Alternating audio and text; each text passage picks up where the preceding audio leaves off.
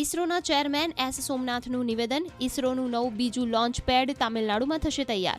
કુલશેખરપટ્ટિનમના નવા launch pad પરથી satellite Sri Lanka પરથી પસાર થવાને બદલે દક્ષિણ દિશામાં જઈને સીધા દક્ષિણ ધ્રુવ પર જશે.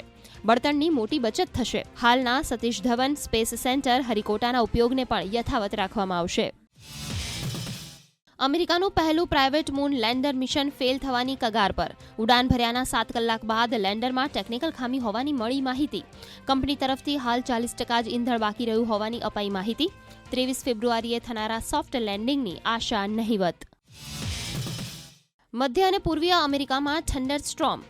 શિયાળામાં ભારે હિમવર્ષા સાથે તોફાને જનજીવનને અસ્તવ્યસ્ત કર્યું અને ભારે વરસાદ વરસ્યો. 12 રાજ્યોમાં 4,18,000થી વધુ ઘરો અને વ્યવસાયોમાં વીજળી ગુલ. સંયુક્ત રાષ્ટ્રમાં ભારતના સ્થાયી પ્રતિનિધિ રુચિરા કંબોજે ઇઝરાયલ અને હમાસ વચ્ચે ચાલી રહેલા યુદ્ધમાં નાગરિકોના જીવ ગુમાવવાની કરી આકરી નિંદા. કહ્યું, ચિંતાજનક માનવતાવાદી સંકટ, સ્પષ્ટ રીતે અસ્વીકાર્ય. આતંકવાદ પ્રત્યે ભારતની ઝીરો ટોલરન્સની નીતિ.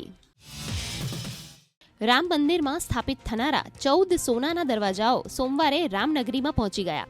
રામ મંદિરના ગોલ્ડન ગેટની પ્રથમ તસવીર સામે આવી. સ્પેશિયલ સાગ લાકડા પર ચડાવાઈ છે સોનાની પરત. 1000 વર્ષ સુધી ખરાબ નહીં થાય. પ્રધાનમંત્રી નરેન્દ્ર મોદીએ ગુજરાતના સુપ્રસિદ્ધ ગાયક કલાકાર ઓસ્માન મીરનો રામ મંદિર પ્રતિષ્ઠાના આમંત્રણ ભજન વિડીયો ટ્વીટ કર્યો.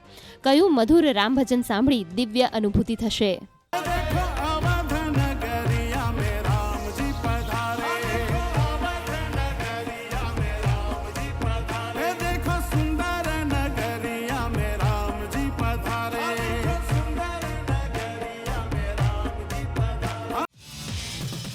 ભવિષ્યમાં ટ્રાફિકની પળોજણથી મળશે મુક્તિ.